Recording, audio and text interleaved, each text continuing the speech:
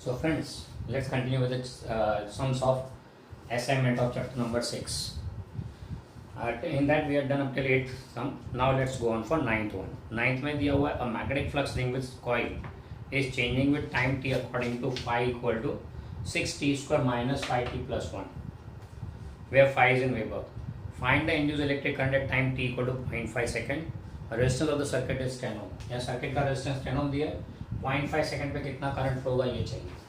Okay ना current के लिए तो I equal to E upon R, current के लिए तो I is equal to E upon R. E M F आ जाए तो काम हो जाएगा. आर तो दिया हुआ है ना. ई एम एफ के लिए फ्लक्स दिया हुआ है अकॉर्डिंग टू फैराडे तो E equal to D phi by D T, that is D by D T of. Minus sign neglect करें क्योंकि अभी हम लोग सारी वैल्यू से खेल रहे हैं, इसलिए अगर फॉर्मूला डिराइव कर रहे होते तो माइनस साइन रखते. Okay so D phi by D T flux का formula 6t square minus 5t plus 1, differentiate कर दिया जाएगा 6 इंटू 2t माइनस 5, इसका तो 0 हो गया. So you have 12t minus 5. ये ईएमएफ का फॉर्मूला आ गया at time t equal to 0.5 second.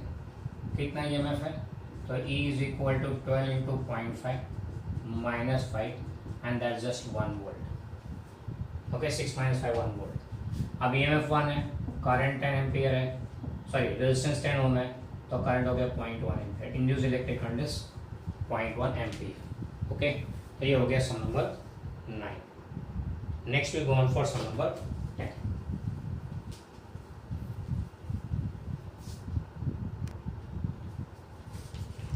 चलो 10 नंबर में दिया हुआ है a coil of surface area of 100 centimetre square and 50 turns is held perpendicular to magnetic field of intensity 0.2 Weber per meter square. Resistance of the coil is 2 ohm. If it is removed from magnetic field in 1 second, find the induced electric charge in the coil. क्या दिया data में 10 number में? पहले दिया हुआ है area 100 centimetre square, metre square में जाता है 10⁻⁻² मीटर स्क्वायर हो गया. We are strictly using SI system, इसलिए इसको मीटर स्क्वायर में कन्वर्ट कर दिया. फिर number of turns n is equal to 50. Then we have magnetic field intensity B equal to 0.02 weber per metre square, weber per metre square. Then resistance of coil is given as 2 ohm. It is remove from the magnetic field in 1 second, यानी B1 initially इतना है तो B2 कितना है 0, बाहर निकाल दिया. Time taken is 1 second, dt बोल देते हैं. तो फिर फाइंड करना कितना चार्ज इंड्यूस हुआ है वो फाइंड करना ना. चार्ज इंड्यूस का फॉर्मूला तो हमारे पास डायरेक्टली है, क्या Q is equal to n into φ2 minus φ1 upon r. ये फॉर्मूला हमारे पास डायरेक्ट है, हमने थियरी में भी इसको डिराइव किया हुआ है. अब फाई लाना पड़ेगा तो phi is equal to B A cos theta. यहाँ पे theta is 0 degree, therefore it will be BA. तो initial flux φ1 will be equal to B1 into A, final flux φ2 will be equal to B2 into A. बराबर है. B2 है तो 0 है क्योंकि B2 is 0 and B1 है कितना होगा 0.02 इंटू 10⁻⁻², यानी 2 इंटू 10⁻⁻4 वेबर. दोनों का डिफरेंस यहाँ मॉड वैल्यू लेना, तो this will be equal to n 50 into φ2 minus φ1. Mod of φ2 minus φ1 is equal to 2 into 10⁻⁻4 weber. तो into 2 into 10⁻⁻4 upon resistance given 2 ohm. Okay तो सर ये टाइम का क्या करेंगे, कोई ज़रूरत नहीं है, डायरेक्टली आ जाते हैं यहाँ पे. No need to go for time. So this 100, ये 2 कैंसिल हो गया तो फिर 5 into 10⁻³ coulomb and that's 5 millicoulomb. ये हो गया. तो ज़रूरी है कि हर बार दिया हुआ डेटा सारा यूज़ करें. This is a case where time is not useful, क्योंकि चार्ज ढूंढने के लिए टाइम की जरूरत नहीं पड़ती. Okay clear. ये हो गया sum number 10. Next will go for sum number 11.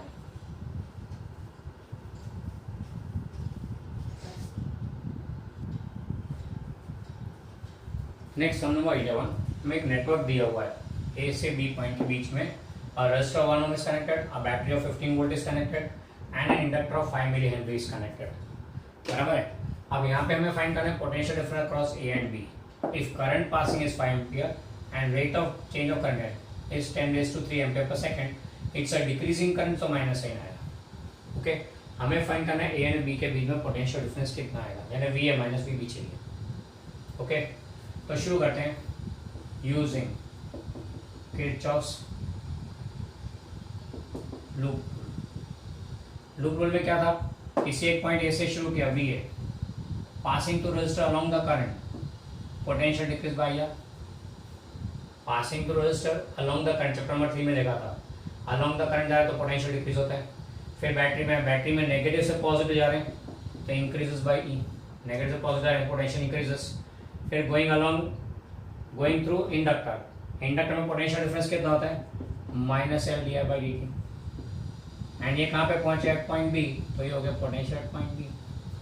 ए से शुरू किया, यहाँ डिक्रीज हुआ, यहाँ इंक्रीज हुआ, यहाँ डिक्रीज हुआ, एंड पे बी पे पहुंचे। ओके, तो we want is V A minus V B, तो that will be equal to I R minus E plus L D I by D T.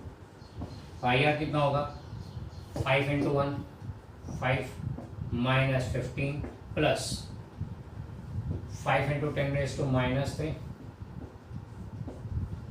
5 into 10 raise to minus 3, फिर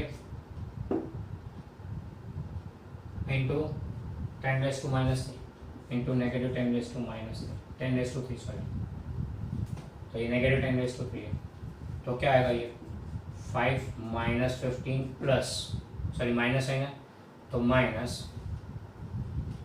5, so this will be minus 15 volt. Okay, ये potential across A and B बराबर है। So that's regarding sum number 11, देख लीजिए, note कर लीजिए।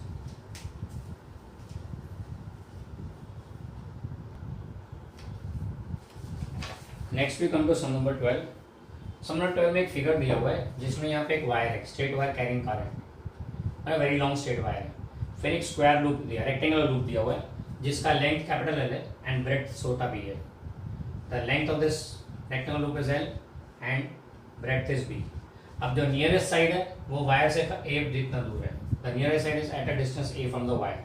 We have to find magnetic flux link with this rectangular loop. As shown in figure, a rectangular loop of length L and breadth B is placed near a very long wire carrying current I. The side of the loop nearer to the wire is at a distance A from the wire. Find the magnetic flux linked with the loop. Loop के साथ magnetic flux चाहिए। अब magnetic flux वैसे देखा जाए तो logic देखें तो मैग्नेटिक फ्लक्स क्या होता है, बी बार डॉट ए बार, यानी कि बी ए कॉस थीटा।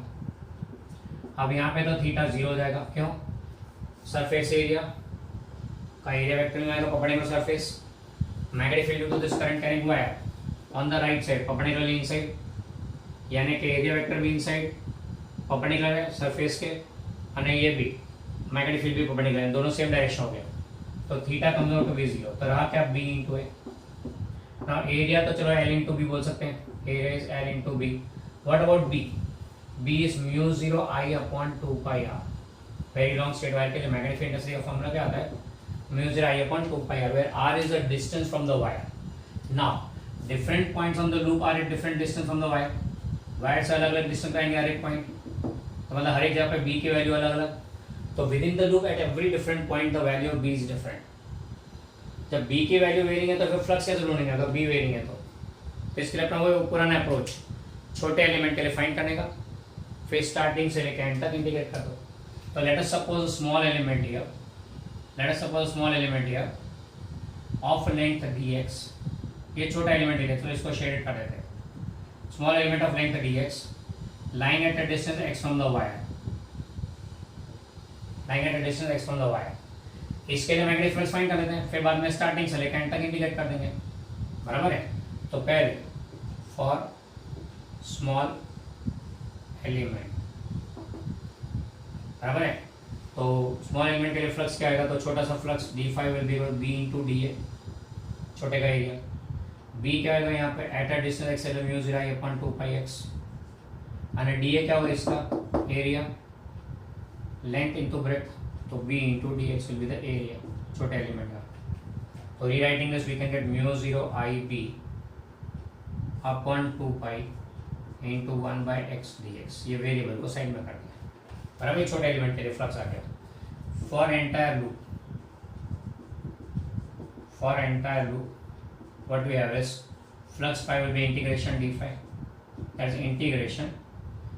अब इसमें से अच्छा इसको यहीं लिख देते हैं mu 0 I B upon 2 pi 1 by x D x, variable x है क्योंकि अलग अलग point at distance different distance. अब एक्स का वैल्यू कहाँ से कहाँ वेरी करेगा, तो पहला पॉइंट एक्स का यहाँ पे आएगा, that is X equal to A पे, और लास्ट पॉइंट कहाँ पे आएगा, तो X equal to A plus L. Okay, nearest side will be at a distance A, the farthest side will be at a distance A plus L, ये distance A plus L हो गया यहाँ तक का, यहाँ से लेके यहाँ तक। Okay, this will be from A to A plus L, integrate करना है। चलो कॉन्स्टेंट्स को बाहर निकाल देते, mu 0 I B upon 2 pi integration 1 by x D X from A to A plus L. Now 1 by X का integration of 1 by x D x is log x, so therefore this will be mu 0 I b upon 2 pi integration आएगा log of x from a to a plus l, यानी हो जाएगा mu 0 I b upon 2 pi upper limit minus lower limit log of a plus l minus log of a, and subtraction of log means the log of ratio, so this will be mu 0 I b upon 2 pi log of a plus l upon a। ये हो गया formula flux का, link with this technology. Okay, ये हो clear about this. हाँ, B group वालों को अगर सपोर्ट के लिए लिखना हो तो इंटीग्रेशन का ये फॉर्मूला साथ में नोट कर सकते हैं जो हमने यहाँ पे यूज किया। इंटीग्रेशन का formula integration 1 by x D x is equal to log x, B group वालों के लिए खास। ओके, तो ये हो गया सम नंबर 12, पे नोट कर लें।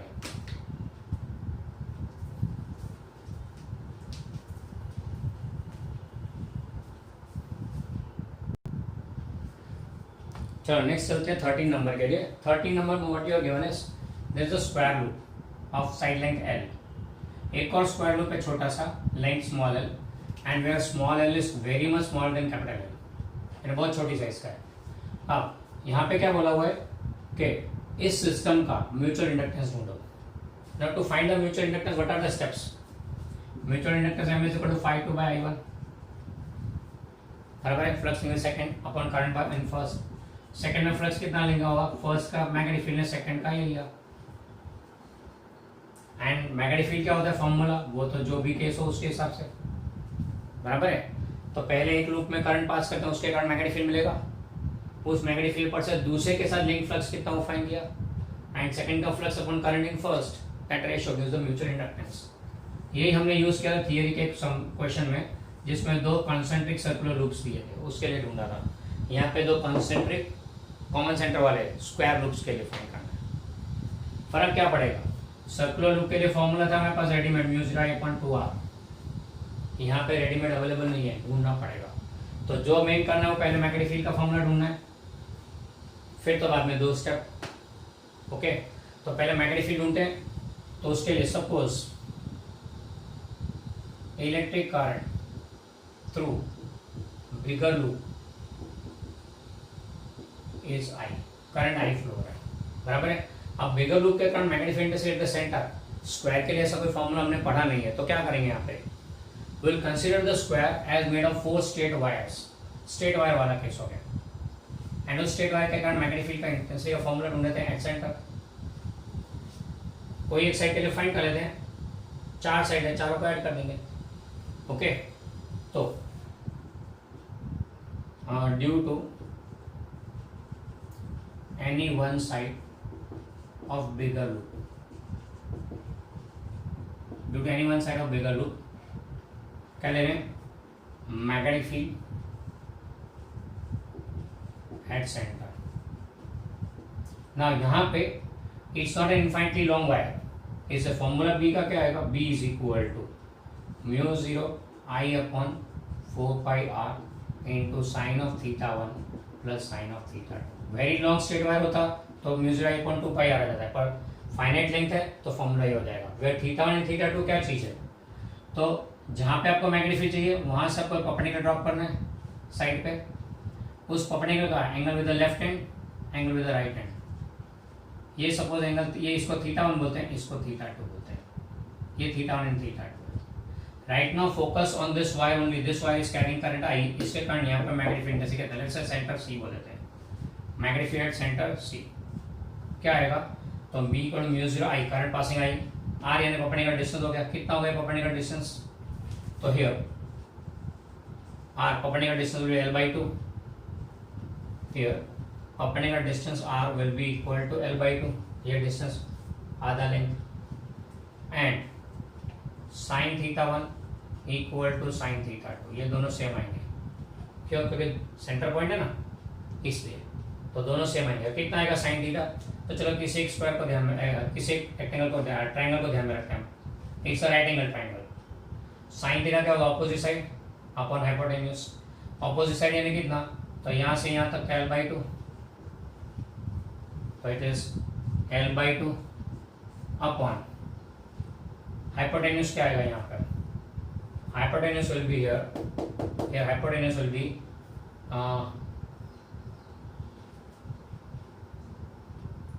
क्या आएगा यहाँ पे L by 2 का, नहीं तो फिर ऐसा कर लेते हैं, यहाँ पे देखो ये 90 डिग्री है, ये दोनों साइड लेंथ सेम है, L by 2 सो ये कैसा होगा 45 डिग्री हो जाएगा, theta 1 will be 45 degree, okay दोनों साइड लेंथ सेम है इसलिए, so will be sine of 45 degree,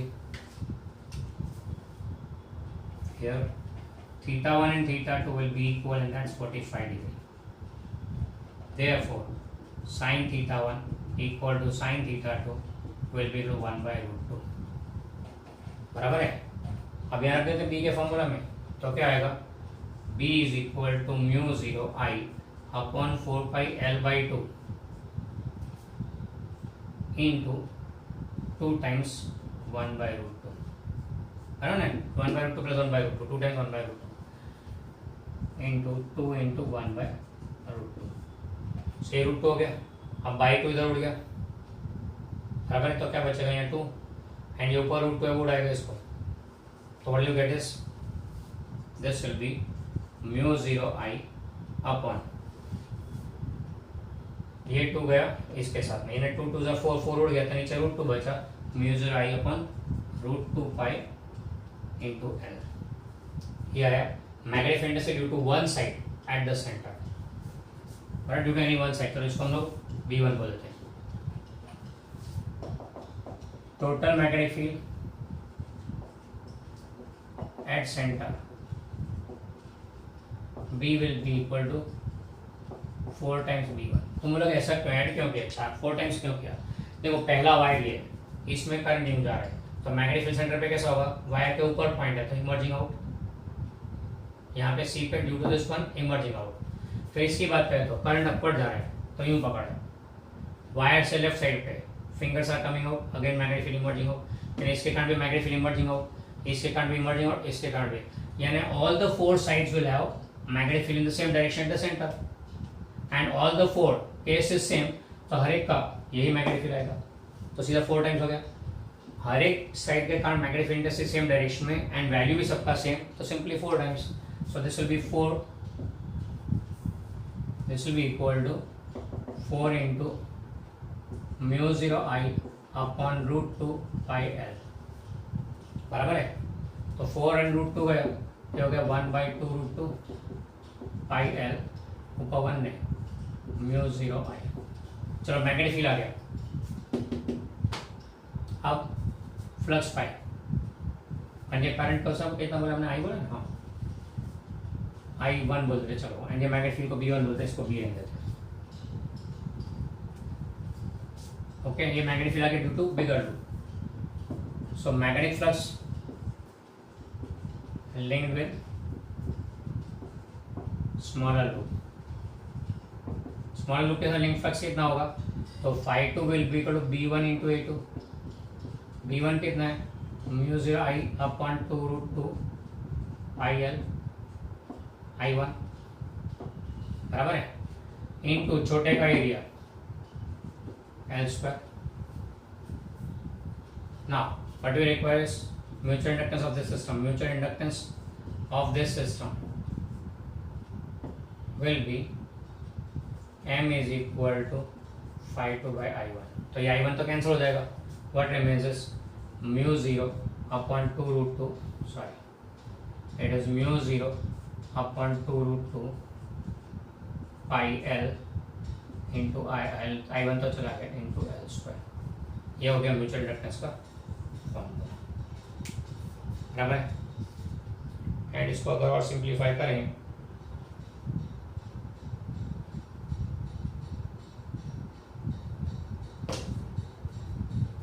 O sorry, ये 4/√2 है ना, तो ऊपर 2√2 आएगा, sorry sorry sorry, this will B 2√2 in the numerator, 2√2 mu 0 I1 upon pi L, यहाँ पे 2√2 mu 0 I1 upon pi L, and this will B 2√2 mu 0 I1 L square, I1 तो गया L square upon pi L. Okay, sorry for that. ये हो गया sum number 13। यानी जो हमने सर्कुलर लूप के लिए किया था सम, वही same to same square loop के लिए, खाली बड़ा इतना एक्स्ट्रा, ये फॉर्मूला बी का लाना था ना, उसके इतने तक एक्स्ट्रा हुआ। ओके, क्लियर, बी का। अब यही सम जो आगे दिया पार्ट B1 लाने का, same sum can be independently asked also. Chapter number 4 का सम हो गया, स्क्वायर लूप दिया तो उसके कारण magnifying index at the center कितना, तो ये मेथड हो गया। It can be a different separate sum. Okay, note कर लो चलो उसे।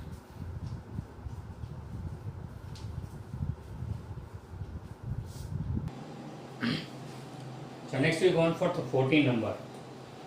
उसमें बोला हुआ है a U-shaped conducting frame is placed in a magnetic field B in such a way that plane of frame is perpendicular to the field lines. Plane of frame is perpendicular to field lines. A conducting rod is supported on parallel arms of the frame. Conducting rod of length L perpendicular to them and is given a velocity v0 at time t equal to 0. Initially velocity v0 है, तो prove करने का velocity of rod at time t will be given by this formula. ये लाने का हमको, बराबर, एक छोटा सा डेरिवेशन है, ज्यादा बड़ा नहीं है ना। हियर शुरू करते हैं। As the rod moves in the magnetic field EMF is induced, तो पहले EMF induced in rod E is given as minus BLV। हम लोग फॉर्मूला डिराइव करें, इसलिए माइनस साइन रख रहे हैं, बराबर है। फिर therefore induced electric current,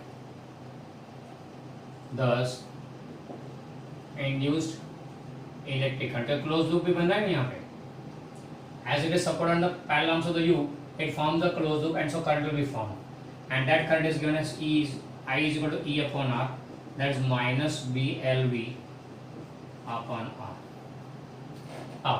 It's a current carrying rod in a magnetic field, so force acts on it, तो force acting on current carrying rod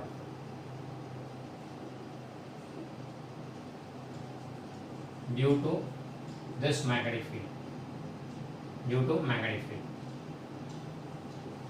क्या आएगा, तो F is equal to ILB, बराबर है। I का फॉर्मूला रख दो यहाँ पे, तो this will be minus BLV upon R, ये आई रखा, into L into B, into L into B, यानी स्क्वायर हो गया फोर्स का फॉर्मूला। नाउ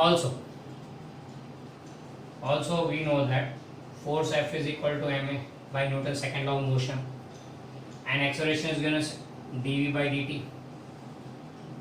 ओके, तो इन दोनों को इक्वेट करते हैं, let's say equation 1 and equation number 2 दोनों को इक्वेट करते हैं, तो क्या आएगा,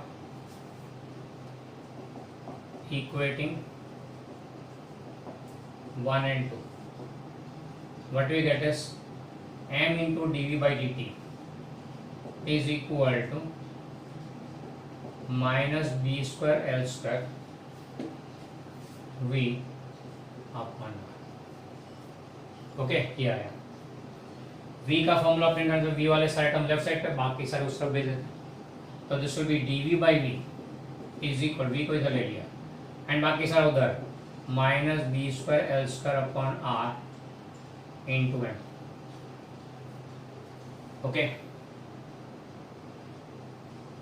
और फिर ये dt भी आएगा इस तरफ, right. So now what we do is integrating both sides, दोनों साइड को इंटीग्रेट करते हैं. कैसे? तो यहाँ पे integration 1/v dv that's equal to, यहाँ पे ये सारा कांस्टेंट है बाहर निकल जाएगा, minus b² l² upon r into M integration dt. अब टाइम कहाँ से लेना है? 0 से लेके t. तो टाइम 0 से लेके t. स्पीड इनिशियली v0 था, टाइम t पर 0 का speed v0 and at time t it is vt. अब ये क्या 1/v, तो इंटीग्रेशन भी log x log v from v0 to vt is equal to minus b² l² upon r into m. इसका integration कुछ नहीं ना फंक्शन में, तो variable itself from 0 to t.